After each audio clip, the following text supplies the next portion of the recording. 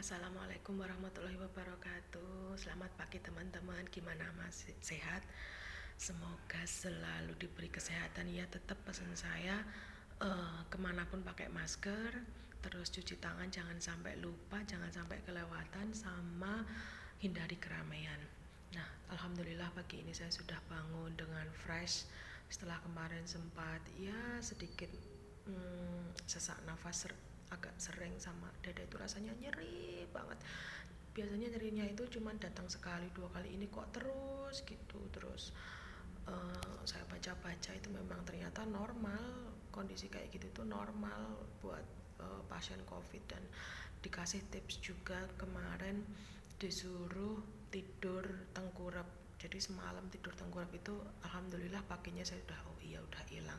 Memang kinerja paru-paru kan baru nggak sehat, nggak normal, jadi memang harus ya pakai gerak ya buat istirahat, gitu harus balance. Nah, pagi ini tadi sebenarnya saya pengen tidur lagi, tapi terus saya ingat, wah kalau tidur terus saya malah nggak enak, ini malah nyerinya nggak hilang-hilang, malah sesak nafas, malah jadi repot. Akhirnya saya pakai buat jalan-jalan sana ke sini, terus mampir ke jendela, menghirup udara segar, udah berapa menit gitu, buka-buka WA, baca-baca berita. Terus mohon maaf WA-nya belum sempat saya balas semua. Cuman saya baca dulu, terus saya berhenti di satu titik, terus rekaman video ini. Nah teman-teman, ini pagi ini saya mau ngasih tips gimana, ini bukan berlaku untuk saya ya, mungkin teman-teman mengalami gini-gini. Ini tips untuk gimana toh cara bertanya, maksudnya cara tanya kabar, cara memotivasi untuk pasien COVID. Jadi jangan sampai kalian salah pertanyaan, salah komentar, salah saran itu untuk pasien COVID. Nah, 5 hal yang kalian tidak boleh tanyakan dari seorang yang sedang sakit COVID. 1, jangan pernah ditanya siapa itu. Oh ya, maaf iklan. Jangan pernah ditanya dia dapat COVID dari mana. Jangan, itu ya kalau kalian ngobrol biasa sama orang-orang biasa gitu, kamu misalnya si A beli tas gitu, kamu beli tas di mana? Oh, di pasar sana. Oke, itu biasa. Tapi kalau untuk orang sakit COVID lagi, kamu dapat COVID dari mana gitu, aduh kayaknya itu pertanyaan yang enggak banget, jangan ditanya dari mana. Terus yang kedua, jangan ditanya rasanya bagaimana.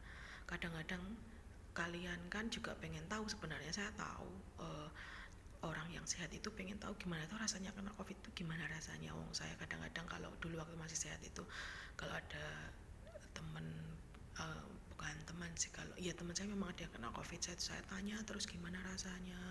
Terus kadang-kadang kalau lihat di YouTube itu ada artis-artis yang kena COVID itu, mereka cerita itu, saya juga kepo juga sih, pengen tahu. Tapi kalau bisa teman-teman, kalau kalian punya teman yang sedang punya COVID, tidak usah ditanya rasanya gimana, karena itu nanti efeknya di psikologis gitu. Terus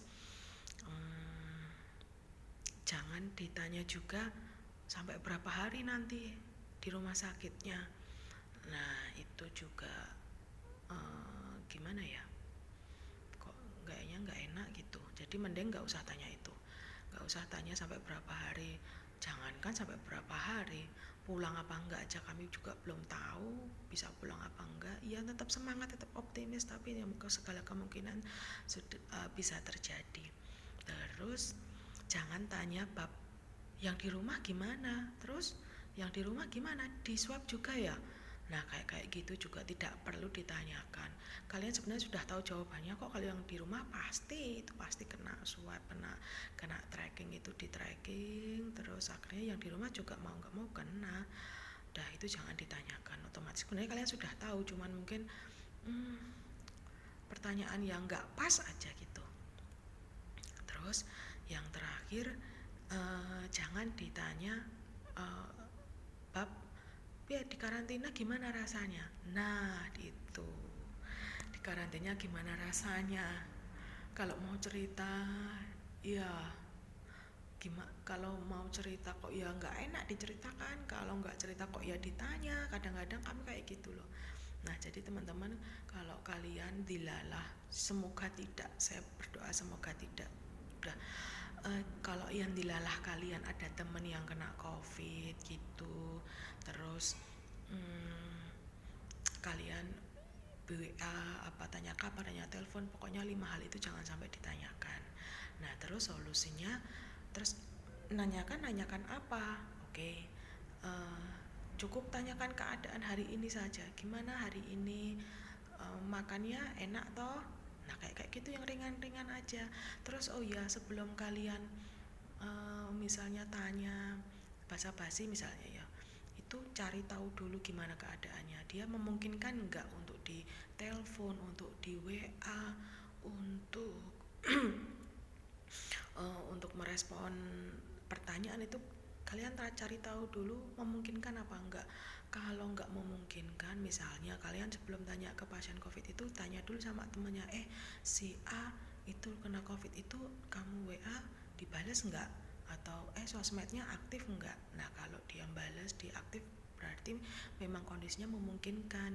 Terus kalau sudah memungkinkan, kalian tanya, di mana tuh kondisinya dia itu, misalnya tanya sama teman yang lain, gimana tuh kondisinya dia itu, apa sesek apa enggak ya kira-kira ya gitu. Terus oh iya dia kayaknya kemarin sempat sesek gitu. Ya sudah, nanti kalau kalian tanya sama teman kalian yang covid itu, ya nggak usah tanya kamu kemarin katanya sesek, ya jangan kayak gitu. Terus nah gitu. Terus tipsnya lagi, ngomongnya nggak usah langsung ngegas. Misalnya cuman melihat WA gitu, terus lihat WA, gimana, kabarnya kamu kena covid ya, aduh gimana, semoga cepat sembuh ya. Nah kayak gitu itu memang ngegas banget. Jadi memang perlu strategi komunikasi yang pas kalau sama orang yang sakit, apalagi sakitnya sakit kena wabah seperti ini. Kalau saya boleh kasih tips, ngomongnya biasa aja. Jadi ya udah, kalau kalian biasanya nyapanya apa, hygiene atau apa, ya udah itu aja, pakai bahasa standar yang biasanya kalian pakai sama si teman kalian itu aja. Misalnya piye gimana ya, hygiene atau assalamualaikum, ya udah itu aja, langsung jangan diberondong pertanyaan kayak kayak gitu. Terus kalian kalau dia sudah tahu kena covid, ya jangan ditanya lagi, dikonfirmasi, kamu kena covid ya jangan ditanya itu lagi, ya udah hygiene. Oh ya, kemarin saya di WA teman saya yang sudah paham saya banget itu, dia memang nggak saya kabari saya sakit, terus entah tahu dari mana gitu, terus tiba-tiba WA-nya kayak gini. Mungkin WA model ini bisa dipakai untuk teman-teman kalau mau WA ke teman yang lain gini, hai bu, sakit, hai bu, gimana hari ini, sudah membaik toh? Ya sudah ya bu, ya nggak gimana tuh kemarin, saya masih lupa ingat. Pokoknya intinya gini, nggak boleh dijenguk ya bu. Nah itu loh, dia pengen ngomong, dia pengen tanya sama saya, kamu bener kena covid itu, tapi dia pakai bahasa gini, sakit nggak boleh dijenguk ya bu. Ya udah, semangat ya, dari situ aku doain dari sini. Nah kayak gitu loh. Jadi dia itu WA tapi nggak menekan psikologis, tapi terus mendoakan, ngasih support, tapi caranya manis banget. Nah kayak gitu mungkin bisa diaplikasikan ke yang lain. Jangan langsung, bu kamu kena covid ya Allah, lah terus tahu dari mana, dapatnya dari mana, terus gimana keadaan keluargamu gimana. Aduh kayak gitu bener-bener nggak ada attitude, maksudnya apa ya, aduh nggak banget lah kayak gitu. Jangan model yang kayak gitu. Terus ngasih motivasi, kalau ngasih motivasi jangan ditanya, jangan dipaksakan. Saya tahu misalnya orang yang sehat itu pengen ngasih motivasinya, sabar ya, kayak kayak gitu, tapi jangan langsung dipaksakan, aduh sabar ya kamu, semangat. Ya itu bener, tapi kalau misalnya sabar yanya itu bisa diganti dengan pilihan kata yang lain.